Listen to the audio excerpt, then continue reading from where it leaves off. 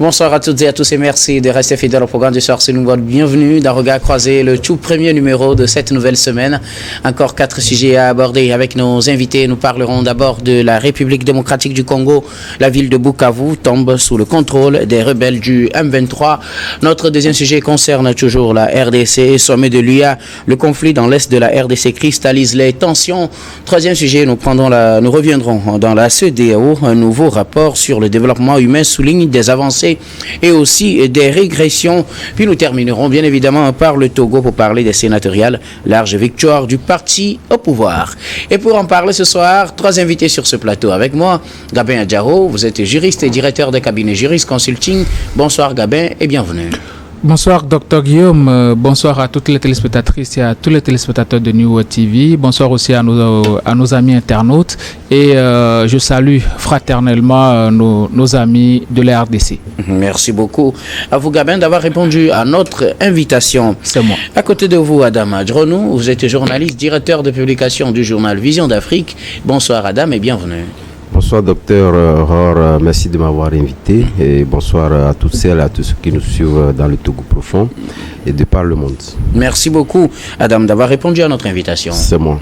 Notre troisième invité ce soir, Kokouvi Abaili Abassa, vous êtes économiste et analyste politique. Bonsoir Abassa et bienvenue. Bonsoir docteur, bonsoir nos téléspectatrices et téléspectateurs. Concours spécial à l'association Speranza et Caritas qui a signé une convention de construction d'un centre hospitalier avec la commune Wawa 2. Un projet qui va permettre à la population de la commune d'avoir un centre de santé moderne proche d'eux.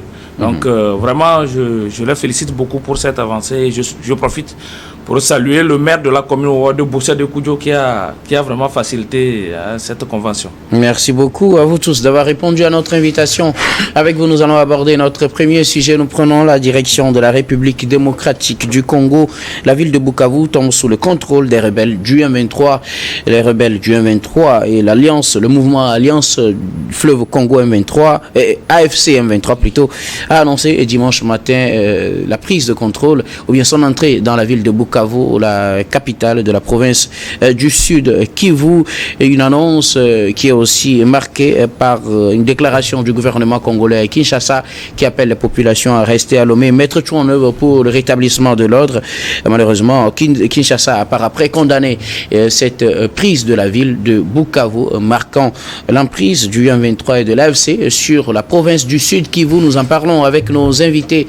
Depuis la prise de Goma, les autres villes du Sud Kivu était la cible de l'AFC M23.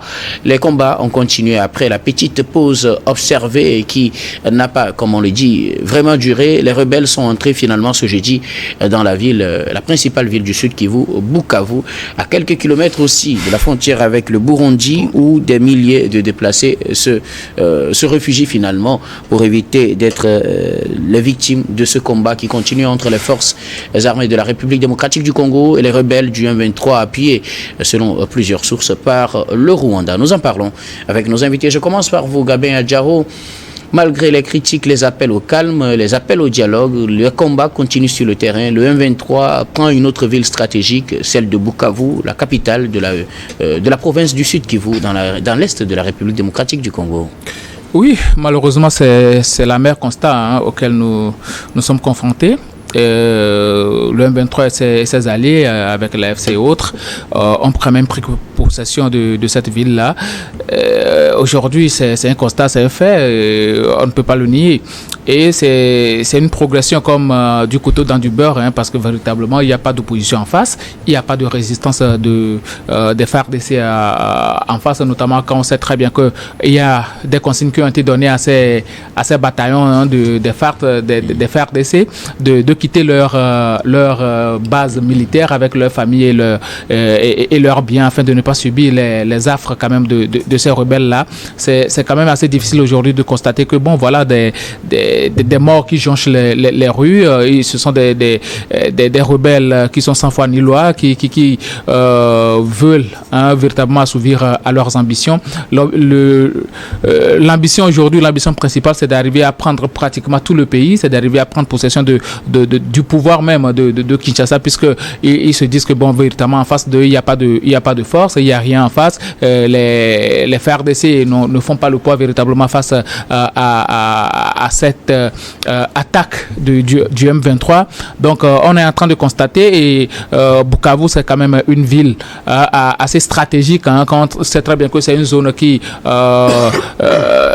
est assez stratégique par rapport aux échanges commerciaux et autres. Donc aujourd'hui, prendre possession de cette ville-là, je pense que ça va leur faire beaucoup plus de bien, ça va beaucoup plus les agrandir à avancer beaucoup plus vers la capitale, parce que Corneille Nangaa avait dit que l'objectif, c'est d'arriver à démettre Félix Tshisekedi de son pouvoir et de prendre possession du pays. Donc ils sont dans leur mission, malgré qu'on leur avait dit, il y a tellement d'appels qui avaient été faits, mais on n'a pas eu gain de cause de cesser le feu, on n'a pas eu d'accalmie. Peut-être que bon, dans le futur, il y aura des solutions qui vont être trouvées. Alors, on a l'impression qu'il n'y a réellement pas de résistance devant ces rebelles du M23. Selon les informations, la riposte n'a pas été vraiment celle qu'on aurait espérée pour la prise d'une capitale provinciale quand même. On aurait imaginé des combats d'une certaine ampleur, mais selon des informations, les forces armées de la République démocratique du Congo n'auraient pas vraiment résisté et face à cet assaut lancé par les rebelles du M23. Qu'est-ce qui explique selon vous cette prise facile de l'autre capitale provinciale, Bukavu? Oui, dans cette situation-là, il faut se poser beaucoup de questions, et notamment la première question qui me venait à l'esprit, c'était de savoir si ces militaires-là ne sont pas en train de lâcher Félix Tshisekedi face aux stratégies mises en place, parce que là, des militaires qui se font attaquer et face à une agression extérieure de l'ennemi, la réaction normale est d'attaquer et de riposter face à cela, mais ils ne le font pas. Ils se laissent désarmer, ils quittent leur bataillon. Ils ne sont pas à la hauteur. Bon, parce qu'on peut avoir la volonté de ne pas avoir le matériel nécessaire. Voilà, c'est pourquoi je me dis il y a beaucoup de questions à se poser, parce que premièrement, il faut se poser la question de savoir s'ils n'ont pas véritablement cette volonté-là de résister, ou bien c'est parce qu'ils n'ont pas les moyens, ou bien ils ne sont pas à la hauteur, qu'ils ne résistent pas tout simplement. Donc à un moment donné, je pense que Félix Tshisekedi, ce qui se passe actuellement, c'est une honte, une véritable honte pour la RDC, qui intérieurement n'arrive pas à assurer sa propre sécurité, parce que là ils font face à une véritable agression. C'est une déclaration de guerre que leur fait le M23 et puis leurs acolytes, mais aujourd'hui ils ne sont pas en mesure de réagir face à cette agression là, face à l'agression de leur pays. Donc véritablement je pense que Félix Tshisekedi doit réagir et remobiliser ses troupes, et pourquoi pas un grand pays comme la RDC qui n'a pas, donnez-moi 30 secondes, un grand pays comme la RDC qui n'a pas d'alliance d'envergure qui pourrait les sauver de ce genre de situation. Je pense que c'est assez grave, et à un moment donné, il va falloir véritablement vite réagir face à cette agression du M23. Alors Adam Adjaranou, les rebelles du M23 et leurs alliés ont pris le contrôle de la capitale provinciale de Bukavu, dans le sud Kivu, dans l'est de la République démocratique du Congo.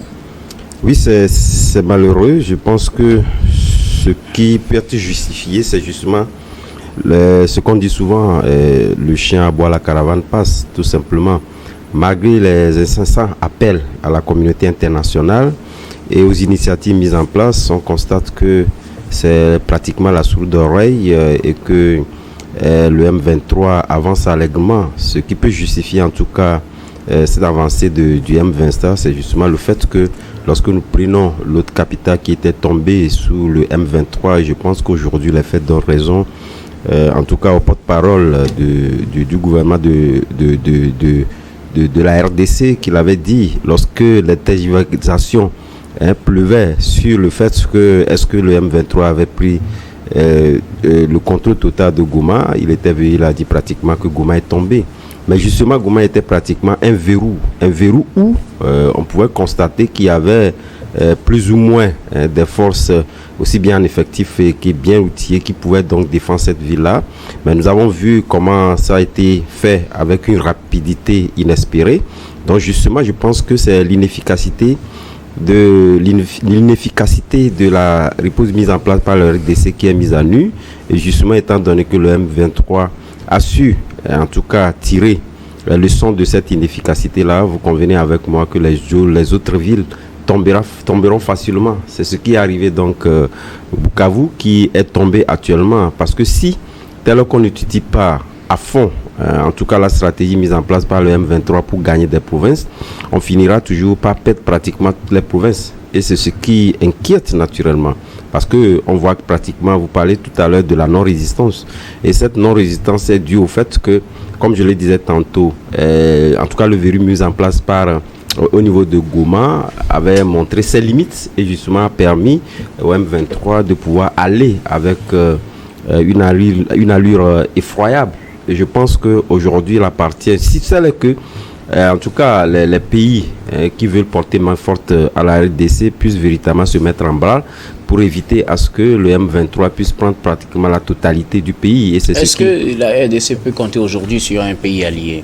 À part le Burundi, l'Afrique, la communauté de l'Afrique australe, est-ce que vraiment il y a quelqu'un sur qui la RDC peut compter aujourd'hui? Oui, bien évidemment, cela dépend de l'efficacité de la diplomatie que mettra en place ou que peut encore ressusciter en tout cas Tshisekedi, puisque je le disais dans l'une de mes interventions, l'inefficacité de la diplomatie mise en place par Félix Tshisekedi, qui en réalité désole la plupart des pays, dû au fait que la stratégie de négociation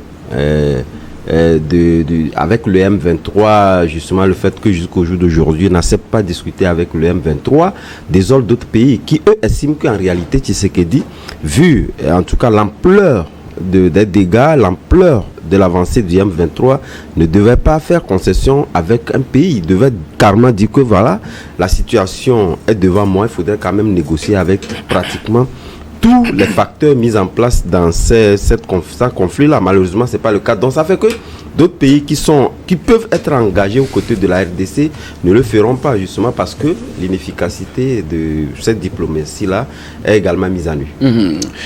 Kakuvia Baïliabassa, les rebelles du M23 ont pris finalement la ville de Bukavu ce dimanche. Constat amer qu'on fait à Kinshasa également à travers le monde. Ces rebelles avancent malgré les différents appels au calme et aux négociations. Adam le disait tout à l'heure, le M23 n'est pas, en tout cas discussion avec le M23, ce n'est pas encore au calendrier de Kinshasa qui a condamné cette prise de la ville de Bukavu dans le sud Kivu. Nous nous demandons chaque fois qu'on se réveille quel serait le prochain épisode de cette guerre qui a duré plus de 30 ans. Et le groupe M23 soutenu par le Rwanda dit qu'ils sont en train de protéger les Tutsis. Oui. Et Paul Kagame, et même dans un certain nombre de mesures, Ouganda, ils disent qu'ils sont en train de protéger cette frontière à travers ces groupes rebelles-là contre le FDLR. Alors que FDLR dit qu'il est en train de préparer, de lutter, de protéger les Hutus. Donc vous voyez un tout petit peu, les gens mettent des arguments très faciles devant. Mais derrière, on sait que c'est une guerre économique qui est en train de se mener dans cette zone. Une guerre économique? Une guerre économique, puisque le Rwanda a signé tout récemment un accord avec les pays de l'Union européenne sur la traçabilité des minerais? Non, premièrement pour la livraison, pour la commercialisation des terres rares et tous les minerais extraits à l'est du Congo. Alors que ces minerais, je rappelle que les mêmes accords ont été signés également avec la RDC. Avec la RDC, bien sûr. Mais est-ce que le Rwanda a ces matières premières dont porte l'accord? Non. Nous tous nous savons que le Rwanda n'a pas ces matières premières. C'est la RDC qui a ces matières premières. Bien sûr que le M23 a un grand soutien et l'avancée est très facile. Goma, nous tous on avait crié, on pensait que Rwanda et Kinshasa allaient réagir. Ça n'a rien donné d'eau potable. On constate désormais que même les membres de l'armée laissent les armes pour quitter les lieux. Et justement, qu'est-ce qui justifie qu'il n'y a pas une certaine opposition, une certaine résistance de taille quand on voit l'avancée des rebelles? La raison est toute simple. Et les chefs rebelles du M23 même l'ont affirmé, que même à Kinshasa, même dans le cabinet du président Tshisekedi, il y a des gens qui sont de concert avec eux, qui travaillent avec eux. Ce sont les rebelles du M23 même qui ont affirmé. Donc, que leur marche vers Kinshasa, c'est une marche certaine et sans grande résistance. Et c'est ce que nous sommes en train de constater. Sauf que cette crise risque d'embraser toute la sous-région. Alors, qui pour sauver la RDC? Qui pour sauver la RDC si ce n'est pas RDC, si ce n'est pas RDC elle-même, si ce n'est pas les hommes même de la RDC? Je ne crois pas que... Bien sûr, on va arriver sur d'autres sujets. L'Union africaine ne peut pas soutenir la RD. Puisqu'il y a des gens, même membres de cette union, qui ne soutiennent pas la RDC, qui soutiennent plutôt le Rwanda. Alors que c'est le Rwanda qui est derrière le mouvement M23.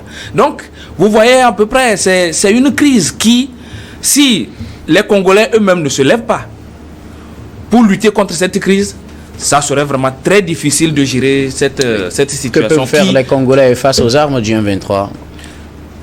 Ben, c'est à l'état-major de l'armée d'organiser une résistance. Ouais, RD, Congo, c'est un grand pays, un vaste pays avec avec une armée très forte, d'après ce qu'on nous a, on nous a dit, et non, des armements qui sont pas fortes. Le financement de l'armée congolaise, c'est un grand financement. Maintenant, pourquoi lésiner sur les moyens pour parer l'avancée du M23, si ce n'est la corruption au sein de l'armée même? Puisque si Congo décide aujourd'hui d'attaquer M23, on peut déplacer les armes, on peut déplacer les hommes vers le nord Kivu, vers le sud Kivu, pour parer à l'avancée du M23. Mais ce n'est pas fait jusqu'alors. Même l'ONU n'a pas su gérer cette crise. Donc RDC doit prendre le dossier en main, comme on appelle, pour gérer en tant que pays souverain. Et ne faire confiance à personne. Selon vos propos, nous allons marquer la première pause, puis on reviendra tout à l'heure pour la suite de cette émission.